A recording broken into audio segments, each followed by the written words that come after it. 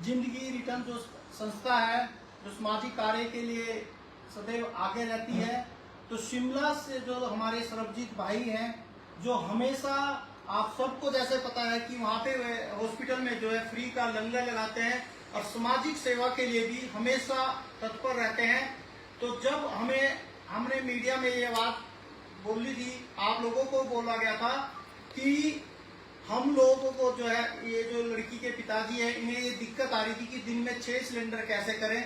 तो मैं आप लोगों के माध्यम से सरबजीत भाई, बोबी भाई का बहुत बहुत धन्यवाद करता हूं, जिन्होंने हमें जो है ये ऑक्सीजन की जो ये मशीन है, जिसमें ऑक्सीजन खुद बनती है, ये हमें दी। और जिंदगी रिटर्न जो संस्था है, उसको जो है सरबजीत भाई ने जो है 2 ये जो है मशीनें जो है वो दी है।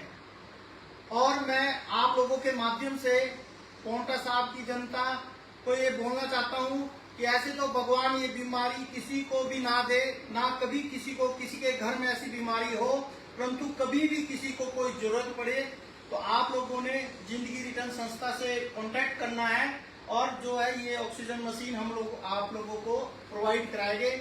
और एक मैं सरबजीत भाई के साथ साथ धन्यवाद करना चाहता हूँ नितिन शर्मा जी का। उन्होंने जो है इनको फोन करके बोला था कि हम जो है इनको जैसे मशीन लगेगी तो लाइट का जैसे प्रॉब्लम रहती है, तो उनको इन्वर्टर देने के लिए जो है उन्होंने इनको बोला है। तो नितिन भाई का भी मैं धन्यवाद करता हूं जो इन्होंने इन्वर्टर देने के लिए जो बोला है। और आप लोग ने ये बात आगे तक लेगी। एक लड़की की जो है, इनका एक बहुत बड़ा बोझ था, जो सिलेंडर की जो ऑक्सीजन की जो थी वो इनका कम हो गया, परंतु फिर भी हमें 1-2 सिलेंडर दिन के लगेंगे, क्योंकि बीच बीच में इसमें गैप भी देना पड़ता है, कई बार कुछ ये हो जाए।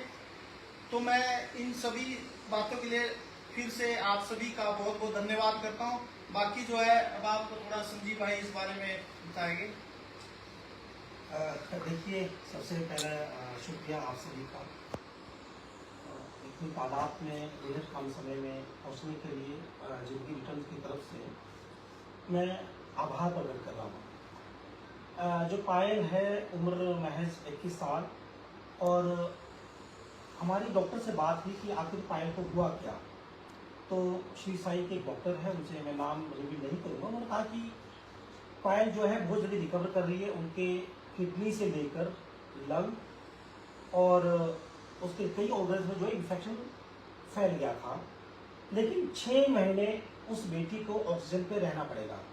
तो प्रदीप भाई, एक दिन हम फेसबुक में स्क्रॉल कर रहा था तो देखा प्रदीप भाई ने एक वीडियो शेयर किया था, उसमें कहा था कि बेटी की जो स्थिति है वो क्या है, वो आप सबने उस वीडियो को प्राथमिकता से दिखाया और सब लोगों ने मतलब अपनी जिम्मेवारी निभाई। इसी बीच में उस वक्त मैं भी प्रेस कॉन्फ्रेंस कर रहा था यहाँ पे कैंसर पेशेंट को लेकर, उनके परिवार को लेकर, जिनके लिए मतलब क्राउड फंड हमें जुटाया आप सबके सहयोग से।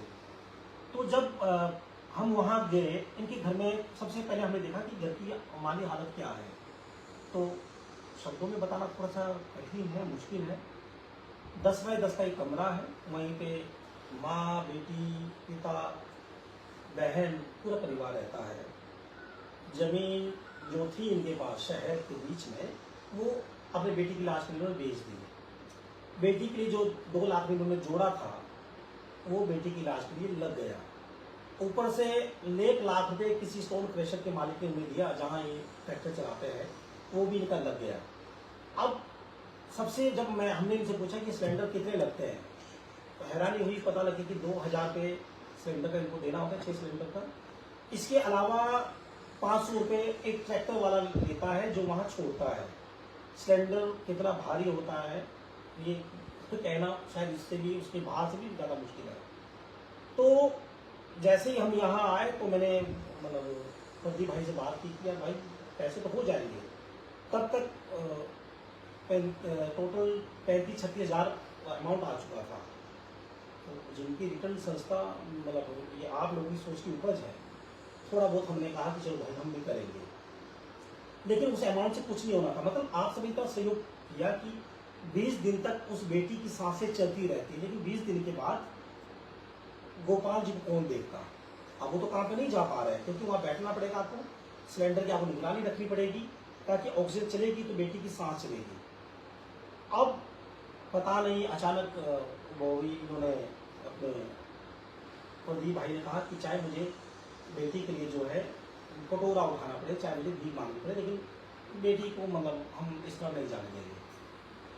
तो इसी बीच में सरजीत सिंह बोवी भाई है, ऑलमाइटी ब्लेसिंग नाम से उनके एनजीओ है और पूरे हिमाचल में बहुत बड़ा नाम है।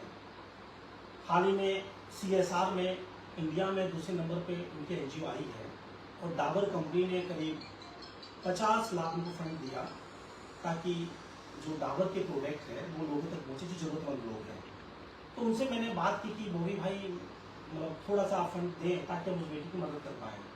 इससे पहले बोवी भाई ने जब हमने कोई भी कैंपेन को छेड़ा, चाहे वो भाटावाली के महेंद्र सिंह का हो जो अधरंग से पीड़ित उनके दोनों बेटे नहीं हैं, आर्मी का इलाज चल रहा है, चाहे वो बहराल की परिमिता देवी हो, चाहे वो भूपुर के शौकत अली हो, चाहे वो कोटरी ब्याज की शाहजहां जी हो कैंसर पीड़ित, चाहे वो निशा बानो हो, चाहे वो बहराल के जितेंद्र हो, सबकी उन्होंने मदद करी, खुल के मदद की। तो हमने कहा कि मतलब वो भी भाई देखो बेटी तो साजी है, अब हमें गोरखवाला की बेटी के लिए कुछ चाहिए। तो उन्होंने कहा कि यार प्रॉब्लम क्या है? तो मैंने कहा कि भाई क्या कहते हैं ऑक्सीजन की प्रॉब्लम है। बोला कि अभी के अभी मुझे ये बताओ कि शायद वो भी इस प्रेस कॉन्फ्रेंस को सुन रहे हो। उन्होंने कहा कि मुझे ये बताओ कि पोंटा साइकिल कौन सी बस आ रही है। तो मैंने बोला यार भाई आपको पैसा भेजना है तो वो तो ऑनलाइन आ जाएगा। बोला ये बताओ कि बस कौन सी आ रही है। मैंने कहा क्या करना है? बोला कि मैं ऑक्सीजन मशीन जो है वो भेज रहा हूँ। तो फिर मैंने इनसे बातचीत की अपना मजदूर नेताजी से, प्रदीप चौहान भाई से। मैं कहा भाई मशीन का इंतजाम तो हो गया है, अब ये खुद उसमें एक प्रोटेस्ट कर रहे थे तो इनसे फोन के लिए बातचीत हुई। इसी बीच में नितिन भाई हैं,